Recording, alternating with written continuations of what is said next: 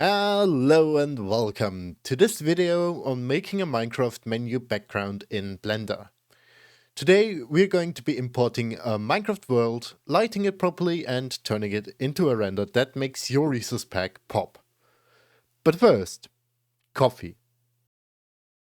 So as you may have noticed, I've got a little Minecraft render here. This is the shopping district from the ZombieCraft server. That's a patron server by Zombie Cleo. And this is my little shop and I wanted to have that in my background. But you can use whatever you want, and to demonstrate I've got this panel tutorial world that I will now show you. But I do want to emphasize that you can export whatever you want. In the past I'd even did Hermitcraft renders, so I'm going to place like a little lantern here to light this area because it's going to be dark. Parts that are not well lit are going to be dark. Even if they look bright in Minecraft, they're going to be dark in the render. That's why we're going to look at lighting it as well. So I picked my spot here. I'm going to stand here and I think that's fine. One thing to keep in mind is that Minecraft worlds take quite a lot of memory when importing. So if you don't have a lot of RAM, this might become a little bit of an issue. But let's just start with a new Blender file. So I already obviously have everything installed, but what you'll need is MC Prep. You just go to releases and look at the latest release, which in this case is 3.6.2. The link to this is in the description. You download the zip, and then you need JMC2OBJ. Currently it's version 128, supports 1.21.9. You should always get the latest version of JMC2OBJ, so we'll download that as well. And once you have both of these downloaded, we're going to install MC Prep by just drag and dropping it in here. Target is default, override, enable, and install OK. So we've got MC Prep installed, and now we've got to go to preferences and set our JMC2OBJ path. In my case, that's under Blender, but we have a new one, so I'm going to copy this downloads tutorial path and select JMC2OBJ from there. Okay, now that we have JMC2OBJ and MC Prep ready, we're going to press open JMC2OBJ and we're going to select the world we have. In my case, I'm using Prism Launcher, but you probably know how to find your world. So I've got panel tutorial. I'm going to say choose world folder. This has to be obviously the path to your world, and we're going to press load. Now, we're right here. I probably don't need that large of an area, so I'm going to select like this, and I'm going to then say export. I use the number of threads of my system, -2. I've got Ryzen Threadripper 3960. I also have 64 gigabytes of RAM. And we're just gonna export this. I've got a folder panorama tutorial, and I'm gonna call this panorendertest.obj. And we're gonna select the export destination. It's gonna generate the OBJ. This might take a while depending on how large your world is, and we're gonna open it in our file explorer. Now we have our panorendertest.obj. I'm just going to import it by dragging it in here. And as you can see, we've got a Minecraft world that is reflecting our previous Minecraft world. I'm going to just jump over here. And if you watch my other tutorials, this may seem familiar.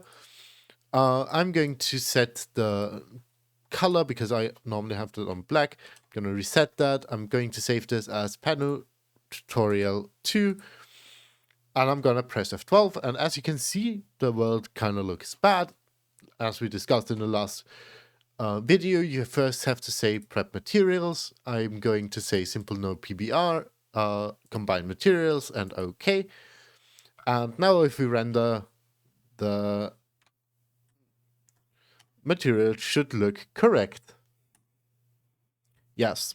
So, now the big question is, how do we light this scene? I'm using another add-on for this, Lily Surface Scraper. We've got version 1.9.1 with a fix for Blender 5.0. That link is also in the description. So you download that. And I had it downloaded already, so that has a 1 now. And I'm going to install that add-on here as well. Now that we have Little Surface Scraper, when we go to the World tab, we can see Little Surface Scraper has an import world, import from clipboard, and then stuff down here. I'm going to go to Polyhaven HDRI. So I want a pure sky HDRI. That means that there is no floor. So I chose this partly cloudy pure sky from 3 years ago. That's nice.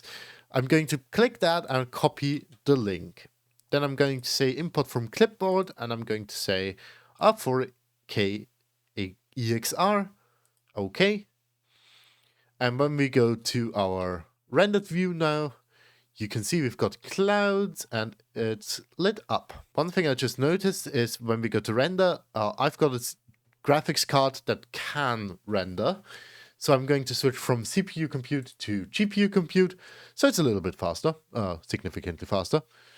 So right now this background here is too dark, so I'm going to go into shading, I'm going to go into edit mode, select the lantern, and I'm going to crank up the emission strength to like, I don't know, 36. But that means the lantern is suddenly lit up. We need to change that, so I'm going to duplicate the principal BSDF node. I'm going to add the color to both emission and base color and add the alpha. No, add the alpha to alpha, and I'm going to, I'm going to mix these. And if we now say, is camera array, oh, it was already there. I can plug that into the mix shader and swap them around, and I'm going to set the emission down here to 1. So the lantern now has an independent emission and visual layer. If we set this emission strength here to 0, it looks like it doesn't emit at all. If we set it to 1, it looks like it emits, and we can change the amount by which it emits down here. That is too bright, so I'm going to go back to 36. And I think that's all I need to do. If we just look at the scene now, we've got some sun coming in, we've got the 3 things, we've got our doors, and I think that is pretty much done. I'm gonna look at the tree down here. Yeah, that looks like it's just like foggy. Okay, now that we have our scene set up, I'm going to select the camera, go back to layout mode. I'm going to go into solid, and if we go to our MC Prep tab here, you can see there's a render panorama button that I made with help by the team, but I made this render panorama button. Be proud of me. And I'm going to set the samples here to 128 before pressing this button. Now it wants a folder for me, so I'm going to say RND3, and I'm going to render the panorama.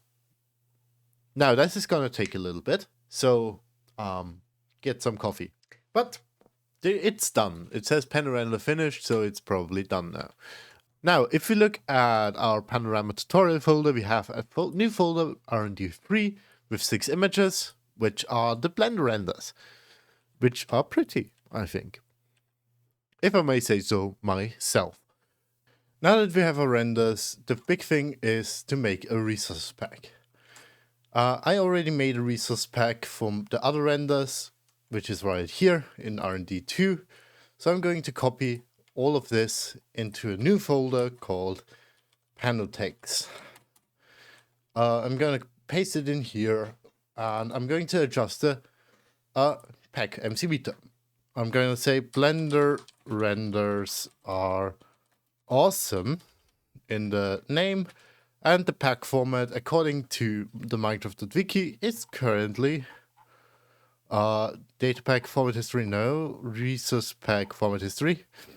The resource pack format history says it's currently 75. So, now that we have that solved, we need a pack.png. So I'm going to say make a 128 by 128 pixel render. I'm going to do something like this and render it. And I'm going to save it by pressing Alt S as the Pacta PNG. Now, assets-wise, we have our background here, which is the old texture pack. So I'm going to make a new window here and copy the new panoramas into the old thing, and I'm going to overwrite them. And that's it. I may want to... No, that's fine. Now I just have to compress it, so I'm gonna select all and say compress to archive.zip, and I'm gonna name it panotext.zip. Now, let's open Minecraft, go into Options, Resource Packs, and drag our panotech.zip into Minecraft. Yes, I want to add it. Panotech.zip is apparently broken, but that's fine. Blender renders are awesome with our little logo, and if we say done, you can see that it is actually working. We have our Blender render in Minecraft, and you can add this to your texture pack. You can use your own textures. I'm going to make a tutorial on that maybe another day, another time. But that's it. I hope this was helpful to you, and I will see you again next time. Bye!